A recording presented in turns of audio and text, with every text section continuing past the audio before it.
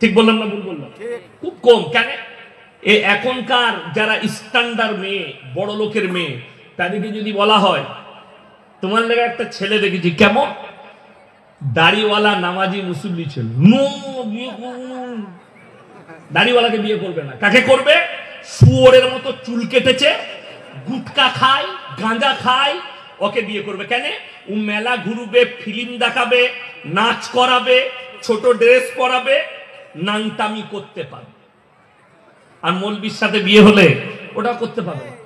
এই বাপ শুনেলেন, আমি প্রত্যেকটা মা বোনকে বলছি, যখনই বিয়ে করতে যাবে আগে শর্ত রাখো, ছেলে দাড়িওয়ালা হতে হবে, ছেলেকে 5 ওয়াক্তের নামাজি হতে হবে, তবে আমার জামাই হবে।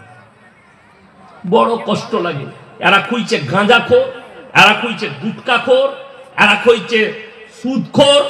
এরকম পয়সা থাকতে হবে, হারাম খাক আর যাই খাক।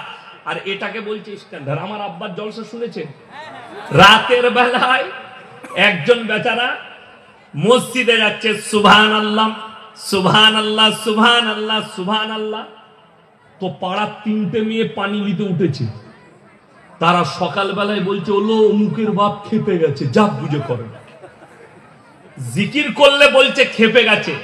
আর ভোরের বেলায় উঠে একজন গান ধরেছে, तुम कहां हो तुम्हारे लिए हमारे दिल मौजूद है। বলছে কি গলালো, মানে কুমার শানু ফের। হারামখোর। গান করলে ভালো, জিকির করলে খারাপ। শুনেলেন, কিয়ামতের আলামতের মধ্যে মারাত্মক আলামত, পরবর্তী যুগের বর্বরতার যুগের পাপগুলো মডেলিং হয়ে ফিরে আসবে এদের কাছে। আর এরা সেগুলোকে মডেল বলে অ্যাকসেপ্ট করে নিবে। বেঈমান কাফেরদের মেহনত, তারা কামিয়াব হয়েছে, তারা কামিয়াবি লাভ করেছে। যারা পশ্চিমী দুনিয়াকে ফলো করছেন, অনুরোধ করে বলছি, ভারতের মাটিতে পরকীয়াকে লিগ্যাল করে দেওয়া হয়েছে। আর মুসলমানদের কাছে সব থেকে বড় পাপ যেটা ছুটছে, এ নামাজও পড়ছে, জিনাও করছে, নামাজও পড়ছে, পরকীয়া করছে। মায়েরা নামাজ পড়ছে, ঘুমটা দিচ্ছে, পরকীয়ায় লিপ্ত হচ্ছে। কেন? সরকার লিগ্যাল করে দিয়েছে। পরকীয়া ভারতের মাটিতে লিগ্যাল। সুপ্রিম কোর্ট রায় দিয়েছে ভারতের মাটিতে সমকামী লিগ্যাল। সুপ্রিম কোর্ট রায় দিয়েছে। আজকে হাজার হাজার শুনেলেন, এই সমকামীর রোগটা 3টে জেলায় বিস্তার করে ফেলেছে মুসলিমদের মধ্যে। Number 1 Malda district, number 2 Murshidabad district, আর নাম্বার 3 হচ্ছে নদিয়া ডিস্ট্রিক্ট। এই 3টে জেলার মুসলিম যুবক যুবতীরা, তার মধ্যে যুবকরা বেশি, সমকামীতে লিপ্ত হচ্ছে। আমার মুসলমান ভাই যারা ভাবছেন এই পাপটা কবেকার, এটা রাসূলের জামানার নয়। এই পাপ হযরতে মুসা নবীর জামানার নয়। এই পাপ হচ্ছে হযরতে লূত নবীর কওমের।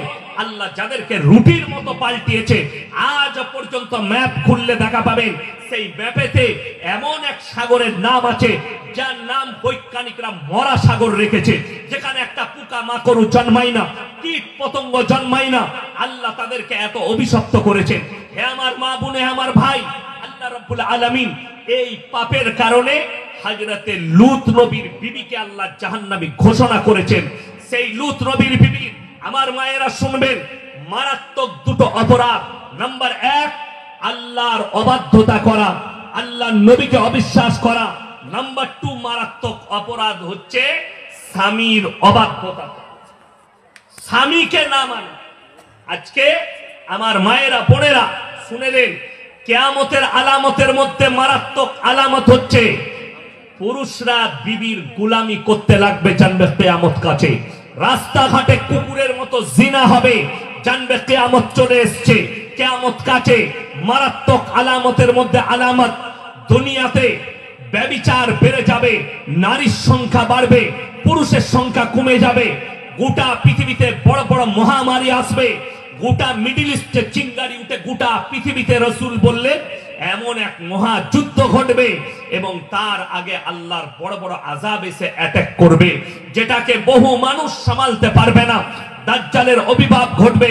তার মধ্যে 2025 সাল তিনটে চিঙ্গারি আল্লাহ দিয়েছেন। নাম্বার 1, দুটো মহাযুদ্ধ শুরু হয়েছে, এক ইউক্রেন এবং রাশিয়া।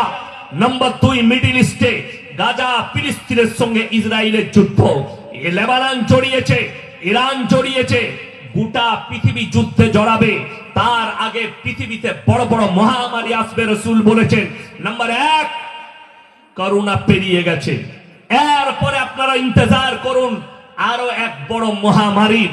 তারপরে ইন্তজার করুন 2025 সালে চিঙ্গারি আল্লাহ উঠিয়ে দিয়েছেন।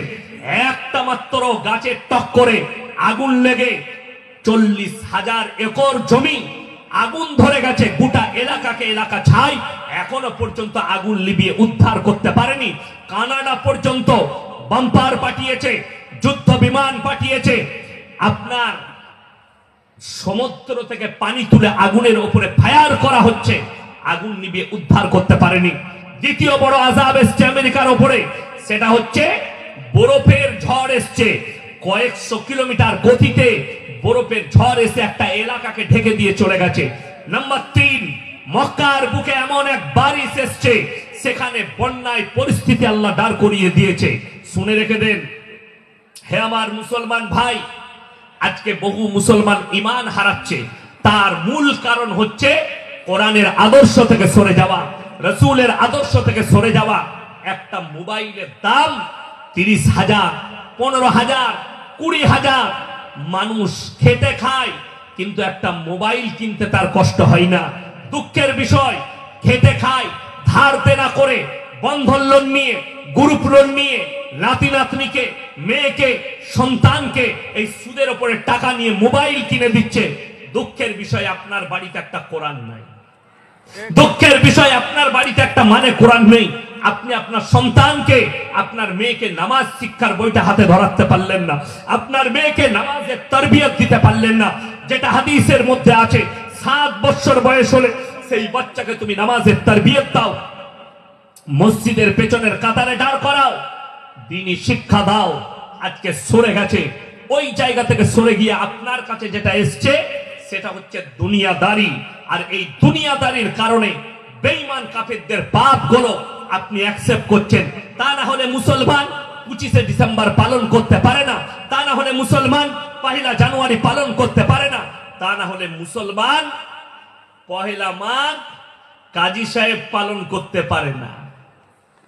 বহু জায়গায়, নদিয়ায়, মুর্শিদাবাদে, আমার বর্তমানে বাঁকুড়া, পুরুলিয়ায় কাজী সাহেবের ওরস, এই দিনে ফিস্টি করে খায়। 1 মাঘ হারাম, শরীয়ত সম্মত, ইসলামী শরীয়তে মেলা বসানো হারাম।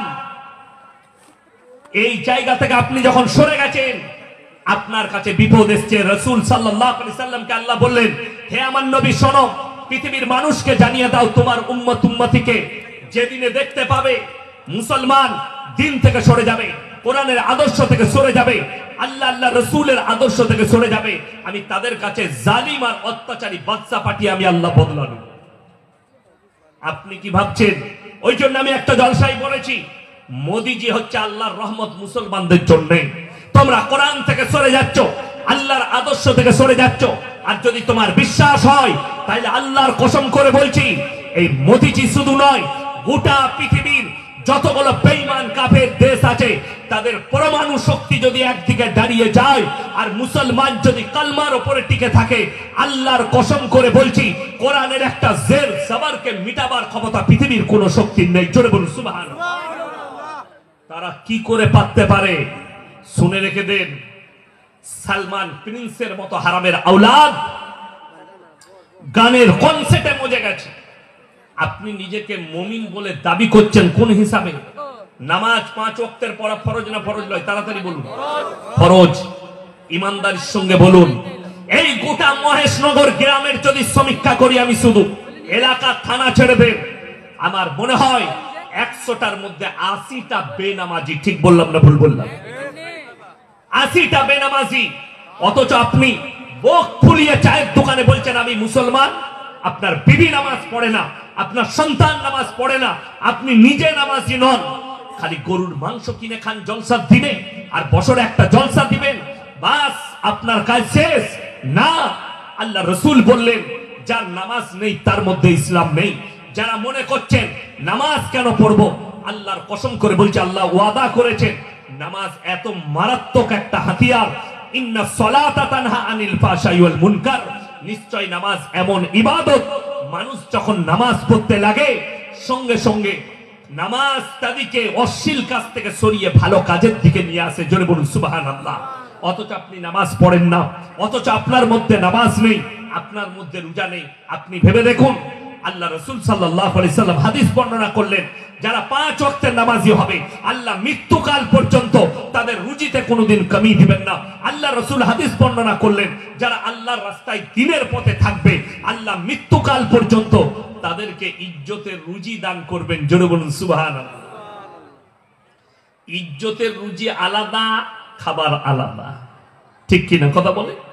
খাবার আপনি হোটেলেও কিনে খেতে পারেন, পারেন না? পারেন, বুঝতে। কিন্তু আপনি দস্তরখানে বসেছেন, আপনার পরিবার, আপনার স্ত্রী পাশে বসে আপনাকে খাওয়াচ্ছে, এক পিস গোশত দিই তোমাকে, খাও, এই দেখো এই গোশতটা তুমি ভালোবাসো, এটা তোমার, খাও। এক পিস আলু দিই, এই রুজিটা হচ্ছে ইজ্জতের রুজি। যারা মনে করছেন যাদের কাছে কোটি টাকা আছে তারাই হচ্ছে সব থেকে সুখী, কলকাতায় গিয়ে দেখো রাত 2টোয় মদ খেয়ে বাড়ি ঢুকে বউ শুয়ে আছে কুকুরের সাথে, আর এরকম সোফা আছে ঘরে, আন্ডার প্যান্ট পরে পড়ে বিবির পাশে শুতে পাই না। আর তুমি বেথুয়াতে গিয়ে সবজি বিক্রি করো, আলু বিক্রি করো, রাতের বেলায় এলেন 500 টাকা রোজগার হয়েছে, বিবির ডাল আর আলু সানা করে রেখেছে, 2টো ডিম ভাজি করলো, এক দস্তরখানে এশার নামাজ পড়ে বিবির সঙ্গে খেলেন, একসাথে বসে বিবি ছেলেকে নিয়ে ফজর পর্যন্ত বিবির গলায় হাত রেখে ঘুমাতে পেরেছেন। সিজদায় পড়ে আল্লাহর কাছে কেঁদে বলুন, আল্লাহ তোমার শুকর আদায় করে শেষ করতে পারবো না, আমার থেকে সুখী কেউ নাই। জোরে বলুন সুবহানাল্লাহ। কোটি টাকা আছে, বিবির পাশে শুতে পাই না, তারা কখনো সুখী হতে পারে? 100 কোটির মালিক, কিন্তু বউ শয় কুকুরের সাথে, জিনা করে কুকুরের সাথে, আর আল্লাহর কৃপায় হালাল বিবির সঙ্গে জড়িয়ে ঘুমাতে পান। আল্লাহর শুকর আদায় করুন। বেঈমান কাফেররা আপনার ঈমানকে ছিনাবার জন্য বহু রকমের ষড়যন্ত্র জাল আপনার উপরে বুনে দিয়েছে, আপনি বেরোতে পারবেন না যদি আপনি ঈমানের উপরে না টিকেন। আপনি জানেন নামাজ 5 ওয়াক্তের পড়া ফরজ, অথচ বেঈমান আপনাকে বেনামাজি করে দিল, তাদের আখলাক আর চরিত্র বেনামাজি করে দিল আপনাকে। কে বলল যে নামাজ না হলে আমার কোনো প্রবলেম নেই? অথচ আল্লাহ তাআলা কোরআনে বললেন কিয়ামতের দিনে 2টো রাস্তা হবে। আমার ভাইয়েরা মায়েরা ভালো করে শুনেলেন, একটা রাস্তায় জান্নাতীরা প্রবেশ করবে আর একটা রাস্তায় জাহান্নামীরা। জাহান্নামীরা দাঁড় করাবে, জান্নাতীরা কি বলে? ফি জান্নাতি ইয়াতাসাআলুনা আনিল মুজরিমিনা মা সালাকাকুম ফি সাকার।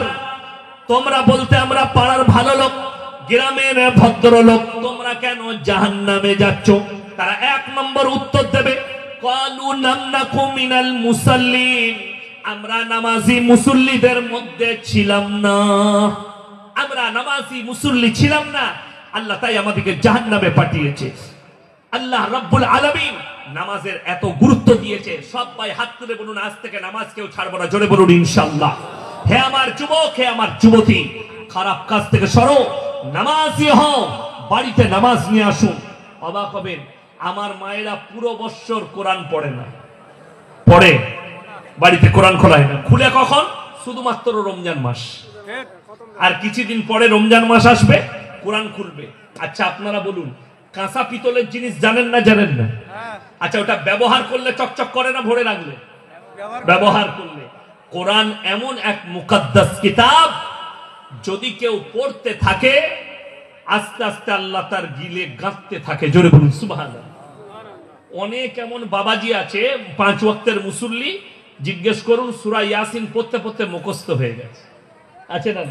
আছে। অনেক এমন মুসল্লি আছে সূরা ওয়াকিয়া মুখস্থ, আর রমজান মাসে একবার কোরআন খুলে খালা, তার ঘরে আর ফেরেশতা থাকে না। আ হা দো দো লে লা হে রা, তা বুঝে পড়ে যে পুরো রমজান মাসে খালা 27 পারা পড়েছে থেকে থেকে। তারপরে 27-এর দিনে ইমাম সাহেবকে দিয়ে পাঠিয়েছে হাফেজ সাহেবকে, হাফেজ সাহেব আমার 3 পারা বাকি আছে, একটু পড়ে দিয়ে বক্সে দেবেন। দেখবেন ছোট ছোট কাগজে নাম লিখে মেয়েরা দিয়ে পাঠায়, আমার 1 খতম আমার খালুর নামে, আমার 2 খতম আমার চাচির নামে, আমার 3 খতম আমার বাপের নামে। আচ্ছা, গোটা গ্রামে 1000 মা যদি আমাকে দোয়া করতে দেয় কাগজে নেবে খালার নামে চাচুর নামে, তা আমাকে পাইকিরি দোয়া করতে হবে না? হবে না? রাব্বানা আতিনা ফিদ দুনিয়া হাসানা ওয়া ফিল আখিরাতি হাসানা, আল্লাহ সবারই দোয়া করুন রহমতি করুন। আর প্রতি দোয়াই 10 টাকা করে। আমাদের সমাজে সব নামাজও পাইকিরি চলছে, পাইকিরি চলছে না চলে যায়। হ্যাঁ, দেখবে রমজান মাস আসুক, যদি কোনো হাফেজ সাহেব একটু ধীর স্থির ভাবে পড়ে, নামাজে দেরি করে তারাবিতে, কি হাফেজ আর নিবে, একদম স্পিড নাই, যে হাই স্পিড হতে হবে যেন ফেরেশতারাও খুঁজে না পায় মাল পড়ছে কোথায়। এরা দোষ দেয় হাফেজের, হাফেজের দোষ নাই। একদিন যদি দেরি করে দেয়, বাইরে বেরি মুসল্লি কটা ঝামেলা, আগে রাখতে হতো না, হাফেজটাকে বেকার রেখেছিস, ওখানে স্পিড না। 40 মিনিটে নামাজ শেষ করে আল্লাহু আকবার আলহামদুলিল্লাহ মালিক এরা বললে ফুটিয়ে দিলে ভাই দারুণ হাফেজ। ফেরেশতারা বলছে তুরাই জানিস, আমরা তো বুঝতে পারি না মাল পড়ছিল কোথায়। এই তো সমাজের নামাজ। আর অথচ কোরআনে আছে আল্লাযীনা হুম ফি সলাতিহিম খাশিউন, নামাজ পড়লে ধীর স্থির ভাবে পড়ো। আমাদের নামাজ তো ওই জন্য রাসূল বলেছেন, রাসূল সাল্লাল্লাহু আলাইহি সাল্লাম বলেন ফাইন্নাহু ইয়ারাক, তোমরা নামাজের দাঁড়ালে মনে মনে ভাববে আমি আল্লাহকে দেখতে পাই বা না পাই, আমার আল্লাহ আমাকে অবশ্যই দেখছে। কিন্তু দুঃখের বিষয়, খালা নামাজের নিয়ত মেনে যা আসরেন আল্লাহ, আর ভাতের হাঁড়ি চুলোতে চাপানো আছে, এখন খড় দিয়ে জ্বলানো আছে, কাঠ দিয়ে আছে, ভাতের হাঁড়ি উল্টিয়ে পড়ছে এখন মারগুলো, আর চড়বড় চড়বড় চড়বড় চুলো করছে, খালা আলহামদুলিল্লাহ। ও ভাতের হাঁড়ি দেখছে, ভাতের হাঁড়ি আর নামাজ